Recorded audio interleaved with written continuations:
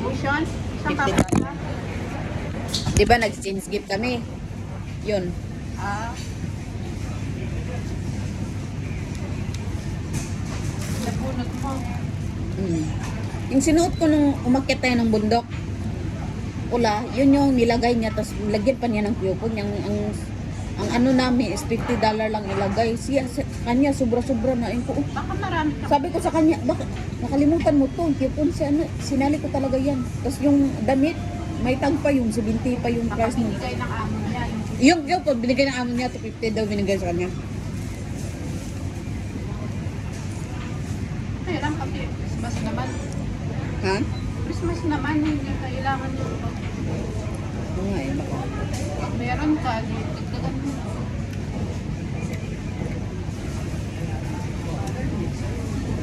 Ang sa mga insik lang, hindi sila Bulgaran, no? Pero nagbibigay sila ng ano, yung ganun envelope. Pag sa New Year nila ba, no? Si amo never na Hindi ka pinapabalot? Oh, hindi siya naniniwala. Pero Christian yung amo mo, hindi. nag-decorate. May decoration naman sa bahay. Kung naglagay. Hmm. Depende na siguro. Pero never Kasi sa atin, kasi sa atin, nakikita ko mga ibang vlogger, pinapaulan nila ang pera para balik daw, doble-doble ang swerte. Sa kanila dito, hindi nila ganun din sila ganun. Formal sa kanila, nilalagay talaga nila sa kuwan, tapos mag-grade ka, ganyan, pag-ibigay. Sa atin, wala.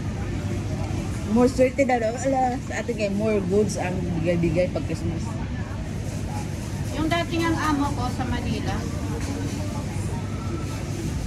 naglagay na ng pera sa may pintuan. Tapos kinabukasan, sabi, kunin nyo. Talaga? Oo. Nakabalot? O nakalagay sa rin bagat? Basta pera na, nakaano sa pintuan. Bakit daw? Tang paswerte. Pang paswerte nga raw. Ay, nagkatulong ka rin sa ano, Manila? Ilang years? Oo. Ilang years? Dalaga, Marami na akong pinasukan doon, ah. dalaga ka pa? Oo. Ako dati, hindi naman talaga ako ano, all around kasi parang working ako doon sa ate ko, luluto, bantay ng tindahan. Marami akong na ano, una sa ano, Paranaque, Hmm. Pasig, sa, Nung nag-apply ako dito, doon ako naka-work sa Manila sa ano, budigan ng Shopee at saka ano. may na ano pa akong Chinese. Half Chinese. Taga Dumalig. Nachota? Pati. Nasuka? Mag-asawa. Oo. Pilipina yung ano, babae, tapos Chinese yung lalaki. Amo mo? Mabait yun, yung ano, yung lalaki. Hmm. Mabait.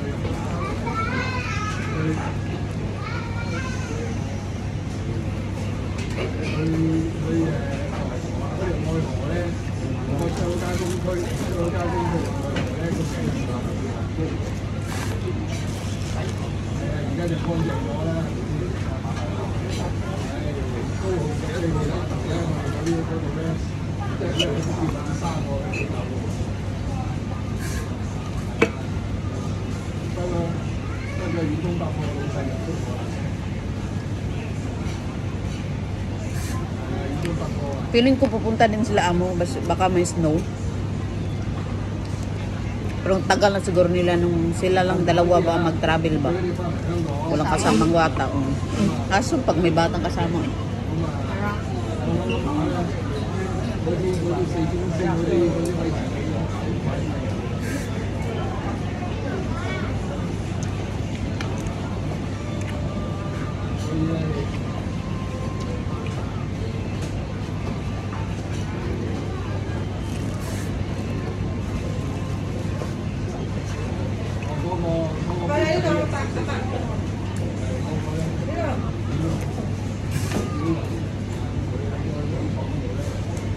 Nasuya ko pala to.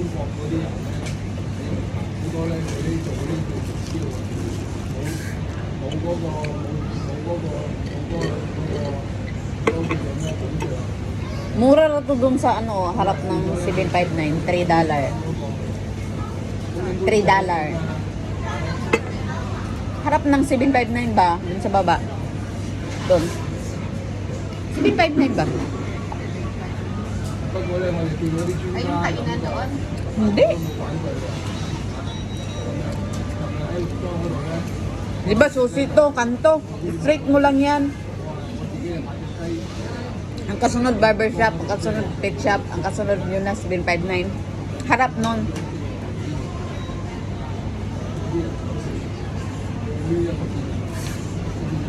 Cute ganina ba? May nakita ko na dog at saka amo niya. Umupo yung amo sa set ng ano, di ba may parang ano na pet ano yun, playground sa baba ng malapit sa doktor ko. Nakaupo din ang aso, katabi ng amo niya. Malaki na aso, puti. Ginanon-ganon ang amo niya. Oh, cute ah. Parang tao din, behave lang. Uy, wala na yung aso ko. May binigay nga sa akin ng mga ano, nahihiya lang ako magkuha. Nagbili ng stock yung mami ni Momo. Mga galing sa Japan. Nandun lang sa lamisa. May bigay din sa teacher ng alaga ko dati. Share tayo. Masa mo, hindi ka kumuha din ah. Kuha na ako.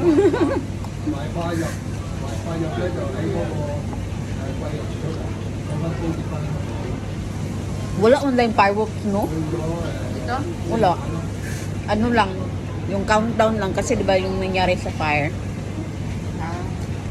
Tapos mayroon doon sa Charter Road, may air supply. Kagabi. Yung singer ba na air supply? Idol yan ni Papa. Lahat siguro ng kanta niyan, alam ko, alam din ni Papa.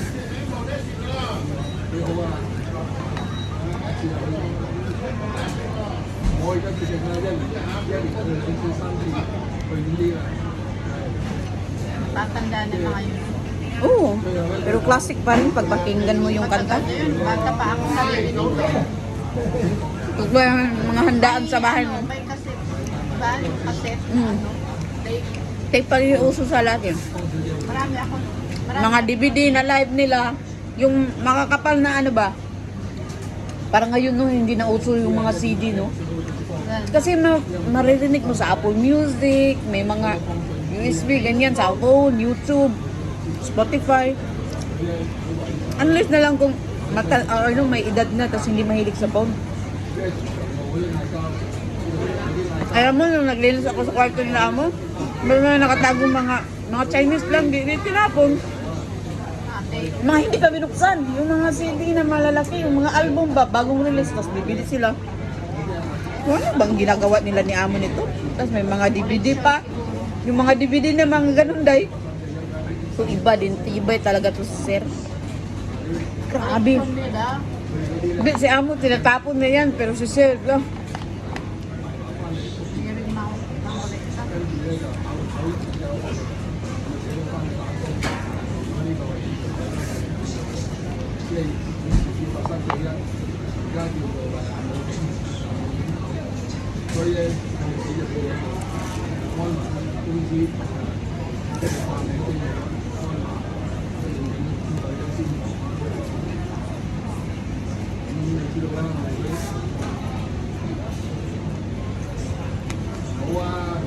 Buko ka.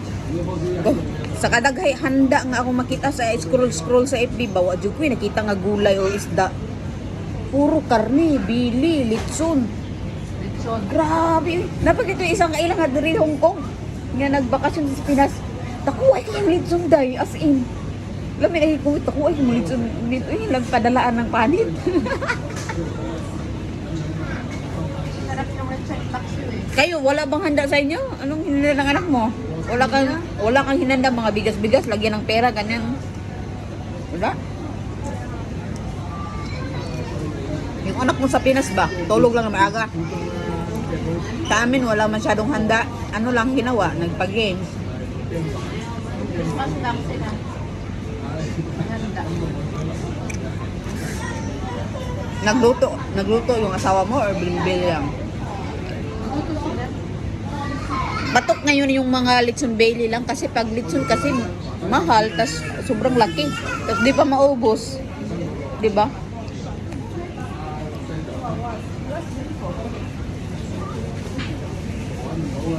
Alam mo yung mga baboy na mga tinitinda dito sa mga restaurant, na maliliit, parang baby pig.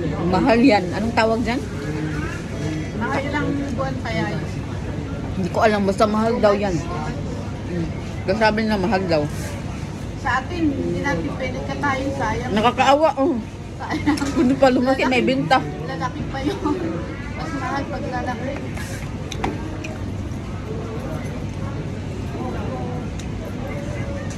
Ayaw din nila ng lechon na buo talaga maghanda sila kasi conscious sila sa health nila.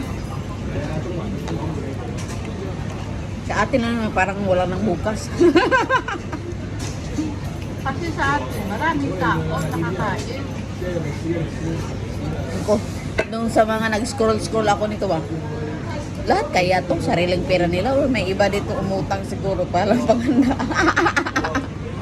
With ano pa yun ang iba, with ano, presentation pa yun ba? Naka-terno, may decoration, may pa-balloons, welcome to DD6, may decoration sa food. Grabe naman eh. Siyempre pinaghandaan nila yun.